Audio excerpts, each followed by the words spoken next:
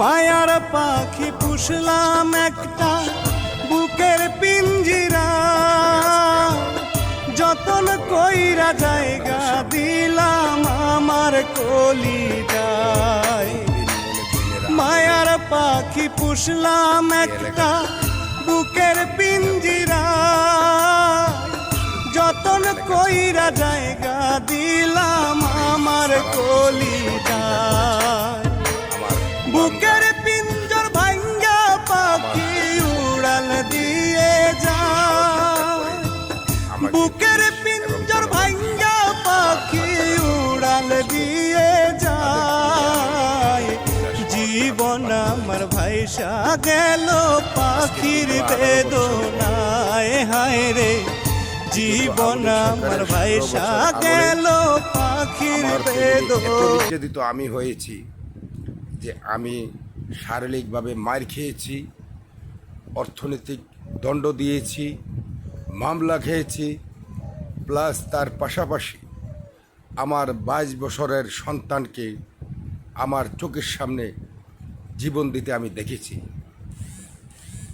তারপরেও আজকে যখন বৈষম্য বিরোধী ছাত্ররা এই দেশকে উন্মুক্ত করলো, সন্ত্রাসমুক্ত করলো, করে আজকে আবারও স্বাধীনতার বিপ্লব করে দিল, কিন্তু এখনও আমি আজকে এতদিনের ভিতরে প্রতিদিনই আমি বৈষম্য ছাত্র আন্দোলনের নেতৃবৃন্দুর কাছে আমি বলে আসছি যে বাবা তোমরা দেশ স্বাধীন করেছ, কিন্তু এখনও রেজেকার মুক্ত দেশ হয় নাই। তো আমি এখনও আজকেও বলতেছি, এই রাত্র প্রায় 12:30 বাজে আমি লাইফে আসলাম। আমি তোমাদের উদ্দেশ্যে আবারও বলছি যে এখনও রেজেকার মুক্ত এই দেশ হয় নাই। আসলে বাবা তোমরা কষ্ট করেছ, জীবন দিয়েছ, রক্ত জড়িয়েছ। এই দেশের মানুষকে যদি শান্তি দিতে চাও, তোমাদের নাম স্বর্ণের অক্ষরে লেখা থাকবে। তোমরা আরেকটি কাজ করো, আইন শৃঙ্খলা বাহিনীকে সঙ্গে নিয়ে তোমরা কমপক্ষে অস্ত্র উদ্ধার ও সন্ত্রাসীদেরকে গ্রেপ্তার করে আইনের আয়তায় নেওয়ার চেষ্টা করো। এতে করে এই দেশের জনগণ কমপক্ষে আমি বিশ্বাস করি শান্তিতে নিঃশ্বাস ফালাতে পারবে এবং কমপক্ষে রোডে গাড়ে সুন্দরভাবে চলতে ফিরতে পারবে। আমি আরেকটি প্রসঙ্গ, কুমিল্লার বর্তমানে যিনি বিএনপির সবচেয়ে বড় নেতা আছেন জনাব ইয়াসিন সাহেব ও জনাব কাউসার উদ্দিন সাহেব, তারপরে বলবো ইসুফ মোল্লা টিপু সাহেব ও ওবায়দুল বারী আবু সাহেব, আমি আপনাদের উদ্দেশ্যে বলতে চাই আপনাদের বাসা থেকে 14 নং ওয়ার্ড কিন্তু বেশি দূরত্ব নয়। আপনারা 14 নং ওয়ার্ডে একটু এসে দেখে যান। আজকে যে জায়গায় বিএনপির মহাসচিব লালমাই বলে গেছে যে কোনো আওয়ামী লীগের লোককে দলে ঢুকানো যাবে না, কিন্তু আপনাদের একজন, আমি নাম বলা লাগবে না, ওনার নামে আপনাদের কাছে অনেক রিপোর্ট আছে, অনেক খবর আপনারা ওনার নিয়েছেন।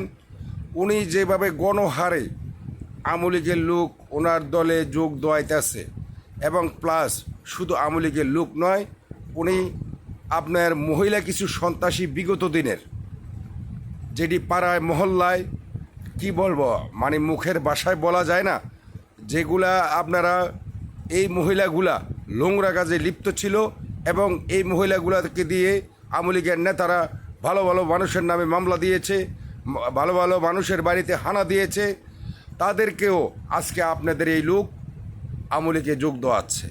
তাহলে আমি বলবো যে মির্জা ফখরুল ইসলাম সাহেব উনি নিষেধ করার শর্ত, এই লোক আপনাদের লোক কি করে সেই পরম পায় এবং কি করে সে তার মাধ্যমে বিএনপিতে আপনার যোগদান করাইতেছে এই লোকগুলাকে। আজকে কমপক্ষে আমি নিজে যেটুকু শুনেছি যে 14 নং ওয়ার্ডে অনেক সন্ত্রাসীদের বিরুদ্ধে মামলা হয়েছে। আজকে সেই সমস্ত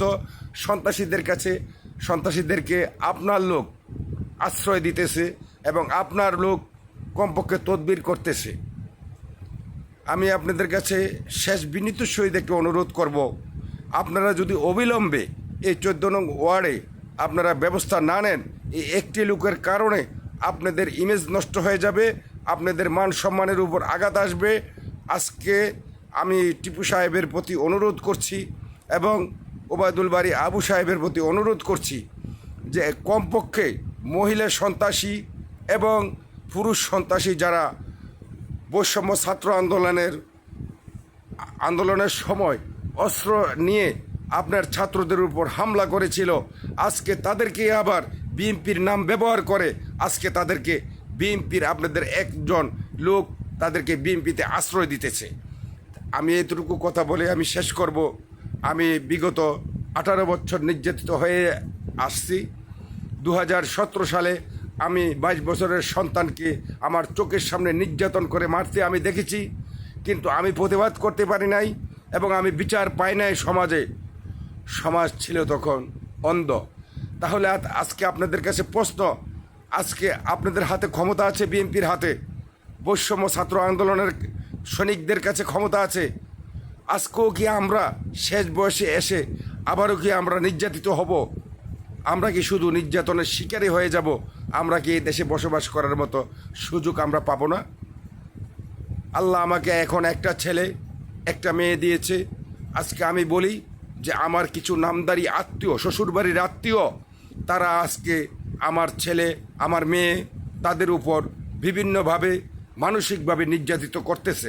তাই আমি বৈষম্য ছাত্র আন্দোলনের সমস্ত কুমিল্লা জেলার নেতৃবৃন্দুর কাছে আমি এই বিচার চাই এবং এই বিচার আমি সুষ্ঠুভাবে এই বিচার যেন পাই সেটাই কামনা। আমাকে শেষ পর্যন্ত আলটিমেটাম দিয়েছে, একবার নাকি 2 বছরের জন্য এলাকা ছাড়া করা হয়েছে, এবার নাকি আমার চিরতরের জন্য এই কুমিল্লা শহর ছাড়া করা হবে। তাই আমি কমপক্ষে বাংলাদেশ সেনাবাহিনীর কাছে এবং বৈষম্য ছাত্র আন্দোলনের নেতৃবৃন্দুর কাছে এবং কুমিল্লা জেলার ইয়াসিন সাহেব এবং জনাব কাউসার সাহেব ও ইসুফ মোল্লা টিপু সাহেব ও ওবায়দুল বারী আবু সাহেবের কাছে আমি এই ন্যায্য বিচারটুকু চাই। আমি 14 নং ওয়ার্ডের বাসিন্দা, আমাকে আপনারা চিনেন, আমাকে খুব ভালো করে চিনেন এবং আমার সন্তানকেও আপনারা চিনেন। এই বলে আমি আমার বক্তব্য শেষ করছি। আসসালামু আলাইকুম ওয়া রাহমাতুল্লাহি ওয়া বারাকাতুহু।